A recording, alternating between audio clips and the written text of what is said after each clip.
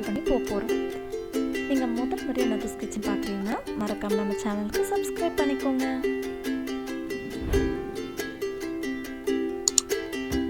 மறக்காமல் பக்கத்தில் இருக்க பெல் ஐக்கானையும் கிளிக் பண்ணிக்கோங்க. அப்போ தான் நான் போடுற எல்லா வீடியோஸும் உங்களுக்கு நோட்டிஃபிகேஷன்ஸாக வரும்.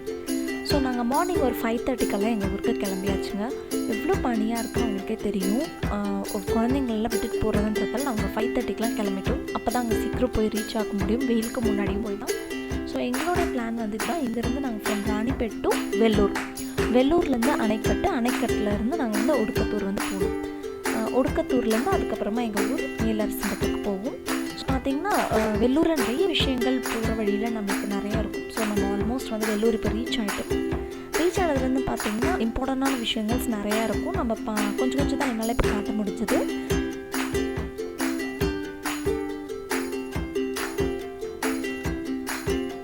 இது பார்த்திங்கன்னா புதுசாக திறக்கப்பட்ட சென்னை சில்க்ஸ். இப்போ இது திறந்து கூட ஒரு 2-3-4 இயர்ஸ் ஆகிடுச்சுன்னு நினைக்கிறேன்.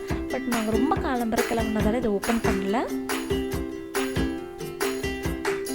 ஸோ அதை கடந்து நாங்கள் அந்த ஓவர் பிரிட்ஜ் மேலே வந்துட்டோம். இந்த ஓவர் பிரிட்ஜ் மேலேருந்து பார்த்தாவே உங்களுக்கு நிறைய தெரியும் வெள்ளூரில் வந்து எவ்வளோ ஹோட்டல்ஸ் இருக்குன்னு சொல்லிட்டு. நாங்கள் அதை கடந்து தான் வந்தாகணும். ஸோ வெள்ளூர் கிச்சன் அதெல்லாம் கடந்து வந்து தூரம் வந்ததுக்கப்புறமா ஒரு லெஃப்ட் எடுத்தோன்னா எங்கள் ஊருக்கு போகிற வழி ஷார்ட்கட்டில் இருக்கும். ஸோ நம்ம இப்போ இங்கேருந்து அணைக்கட்டு போக போகிறோம். இந்த வழி நெடுக்க பார்த்திங்கன்னா நம்மளுக்கு இயற்கை தான் நம்மளுடைய துணையாக வரப்போகுதுன்னு சொல்லலாம். இதில் இன்னொன்று ஒரு விஷயம் பார்த்திங்கன்னா 2 பக்கமும் இருக்கிற புளிய மரங்கள். இந்த புளிய மரங்களை பார்க்கும்போதெல்லாம் என்னுடைய ஸ்கூல் டேஸ் எனக்கு ரொம்ப ஞாபகம் வந்துருச்சு. எங்கள் ஹஸ்பண்ட்டை பேசிட்டு போயிட்டே இருந்தேன். நிஜமாக இதை பார்க்கும்போதெல்லாம் நான் வந்து சைக்கிளில் வந்து எப்படி நான் ஸ்கூலுக்கு போனேன் அப்படின்றது எனக்கு நினைவுக்கு வருது அப்படின்னு சொல்லிட்டு 6th நான் 12th வரைக்கும் வந்து பார்த்திங்கன்னா சைக்கிள் தான். ஸோ அந்த ஹைவேஸாக இருந்தாலும் அந்தளவுக்கு எதிர்காத்துன்றது தெரியாது, வெயில் தெரியாது.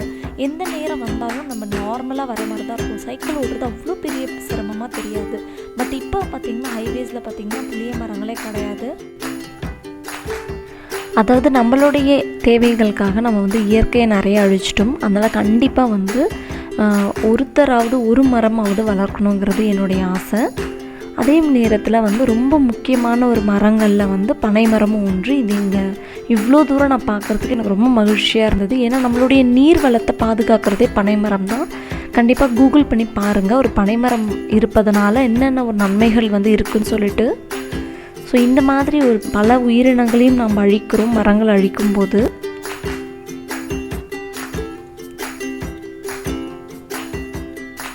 ஸோ நாங்கள் இங்கே வர்றதுக்கே வந்து எங்களுக்கு ஒரு 6:37 ஆகிடுச்சு. நாங்கள் அணைக்கட்டை ரீச் பண்ணிட்டோம்.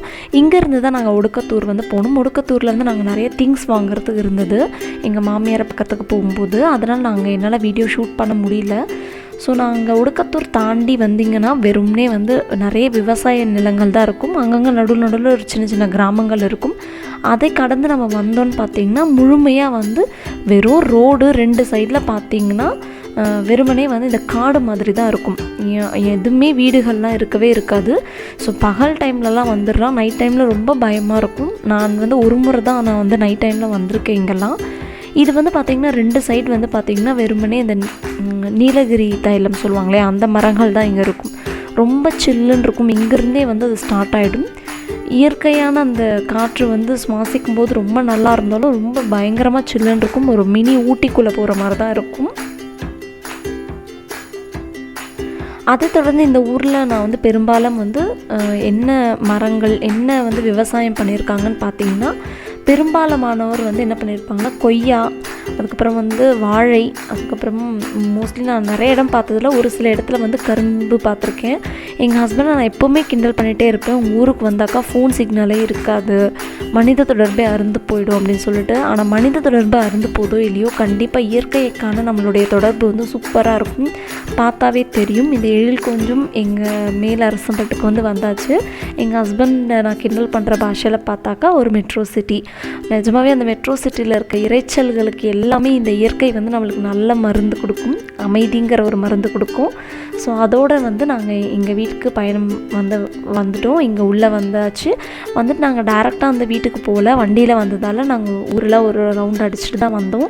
ஆனால் வந்து ஊரெல்லாம் எல்லோரும் நாங்கள் வீடியோ எடுத்துகிட்டு வந்ததே பார்த்தோன்னே யாரோ ரிப்போர்ட்டர் வந்துட்டாங்க போல இருக்குது, நம்மளை எல்லாம் வீடியோ எடுக்கிறாங்கன்னு நினச்சிட்டாங்க. ஸோ நாங்கள் ஆளுங்க இருக்கும்போது நாங்கள் வீடியோ எடுக்கலை. அதனால தான் இதெல்லாம் ஆளே இல்லாத இடம் மட்டும் நாங்கள் வீடியோ எடுத்துக்கிட்டோம். இந்த மாதிரி தான் ஊர் இருக்குதுன்னு காட்டுறதுக்காக மட்டும். ஃபைனலாக எங்கள் சின்ன மாமனார் வீட்டுக்கு வந்துட்டோம். இந்த வீட்டிலே எனக்கு ரொம்ப ரொம்ப ரொம்ப பிடிச்சது என்னன்னு பார்த்தீங்கன்னா சிட்டுக்குருவிகள்.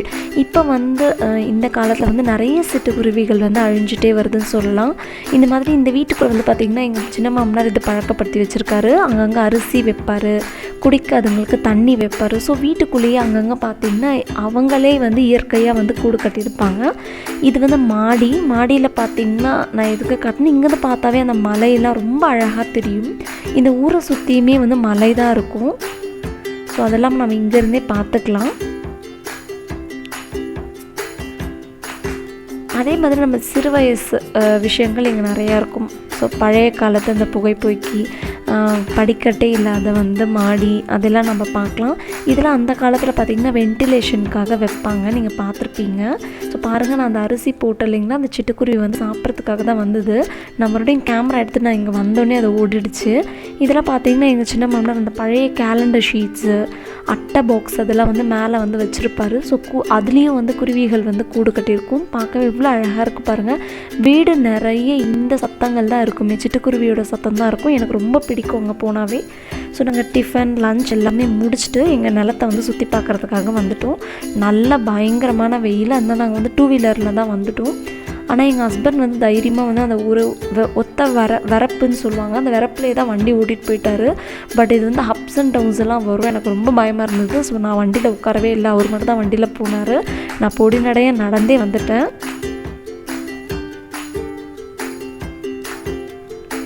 பார்த்திங்கனாவே தெரியும், இது அந்த வைக்கோல் போட்டு வச்சுருக்காங்க. அதுக்கு கீழே கயிற்று கட்டல். இது ரொம்ப அழகாக இருந்தது. பக்கத்துலேயே பார்த்திங்கன்னா மக்காச்சோள தோட்டம். பட் இது ரொம்ப சின்ன சின்ன செடிகள், அதனால் மக்காச்சோளம் இல்லை. கண்டிப்பாக மக்காச்சோளம் கிடைக்கலன்னா நாங்கள் கிளிப்ஸாவது எடுப்போம்னு சொல்லிட்டு 2-3 கிளிப்ஸ் அங்கே எடுத்தாச்சு. அதை தொடர்ந்து பார்த்திங்கன்னா இப்போ தான் இங்கே கொய்யா தோட்டமாக போட்டிருக்காங்க.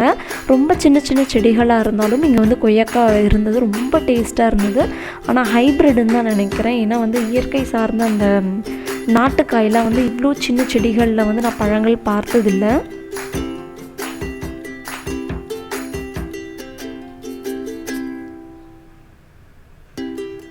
அது பக்கத்துலேயே பார்த்திங்கன்னா நெல்லிக்காய் மரம். அதுலேருந்து அப்படியே கொஞ்சம் தூரம் நான் நடந்து வந்தாவே எங்களுடைய நிலத்தோடைய டெட் எண்டில் பார்த்திங்கன்னா 2 பலாமரம் இருக்கும். எவ்வளோ பிஞ்சுகள் வச்சுருக்குன்னு பாருங்கள். நிறைய பழங்கள் பழம் சொல்ல முடியாது, இந்த பிஞ்சிலே வெதம்பலாக கீழே விழுந்துரும்னு சொல்லுவாங்க இல்லைங்களா, அதெல்லாம் நிறைய இருந்தது. பட் இதோடைய காய் நம்ம பிஞ்சாக கொண்டு கூட கூட்டு வைப்பாங்க. ஆனால் அன்றைக்கி நான் கொண்டு வரல.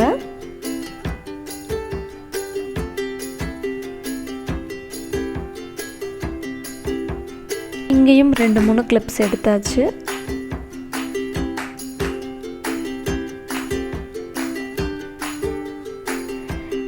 இந்த பலாமரத்தை தாண்டி பார்த்திங்கன்னா அந்த மலை, நான் சொன்னேன் இல்லைங்களா ஊரை சுற்றி மலை தான் இருக்கும்னு சொல்லிட்டு, அதெல்லாம் ரொம்ப கிட்ட இருக்கிற மாதிரி தெரியும். ரொம்ப அழகாக இருக்கும் இது பார்க்குறதுக்கே. நான் ஏற்கனவே சொன்ன மாதிரி 2 பலாமரம் சொல்லியிருந்தீங்களா, இதுதான் ஒரு சின்ன பலாமரம்.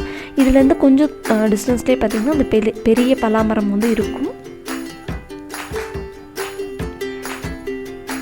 இதை ஒட்டி இருக்கிற நிலத்தை பார்த்திங்கன்னா வேர்க்கடலை பயிர் பண்ணியிருந்தாங்க. பட் வேர்க்கடலை ரொம்ப சின்னதாக இருந்தது, பூ கூட வைக்கலை.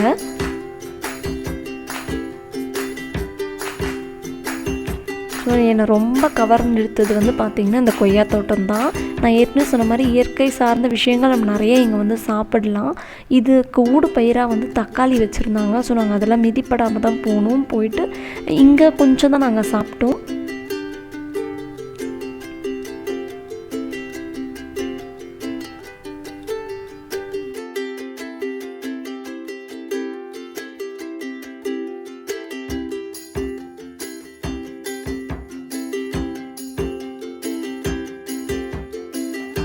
அதுக்கப்புறமா கடைசியாக எல்லாம் முடிச்சுட்டு நாங்கள் இந்த ஊருக்கு வரும்போதெல்லாம் எங்களுடைய குலதெய்வம் போல் இந்த கோவில். இந்த கோவிலுக்கு நாங்கள் கண்டிப்பாக விசிட் பண்ணாமல் போகவே மாட்டோம். முகிலுக்கு ராகவுக்கு 2 பேருக்குமே இங்கே தான் முட்டடிச்சு நாங்கள் காது குத்தினோம். ஸோ ரொம்ப எங்கள் ஹஸ்பண்டுக்கு சென்டிமெண்ட்லி பவுண்டட் இந்த கோவிலோட அவர். அதான் நாங்கள் இந்த ஊருக்கு வந்தோம்னா எவ்வளோ டைம் ஆனாலும் இந்த கோவில் விசிட் பண்ணாமல் நாங்கள் போனதே கிடையாது. திருவிழா டைம்லலாம் ரொம்ப விசேஷமாக இருக்கும்னு சொல்லி எங்கள் ஹஸ்பண்ட் சொல்லுவார். பட் எனக்கு வந்து நான் அப்போ ஒர்க் போய்ட்டு இருந்ததால் என்னால் திருவிழா வந்து அட்டன் பண்ணவே முடியல. ஹோப்ஃபுல்லி பார்க்கலாம். நெக்ஸ்ட் இயர் நான் வந்து அட்டன் பண்ணேன்னா கண்டிப்பாக ஒரு வீடியோ விலாகை போடுறேன்.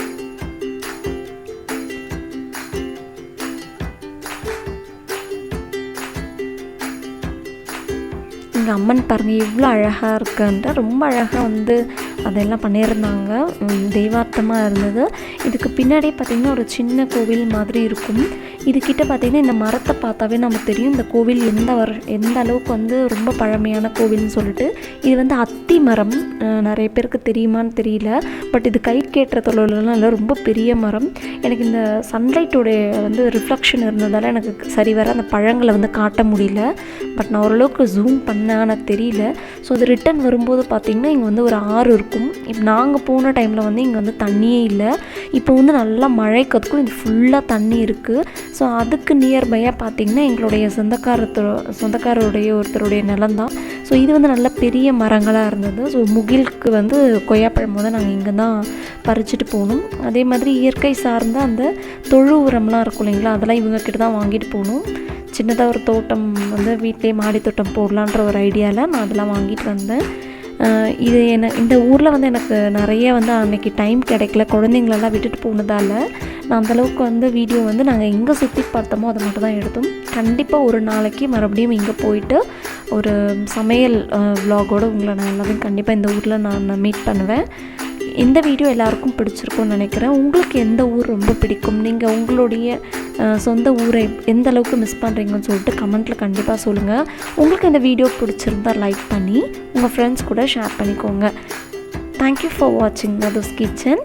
நன்றி, வணக்கம்.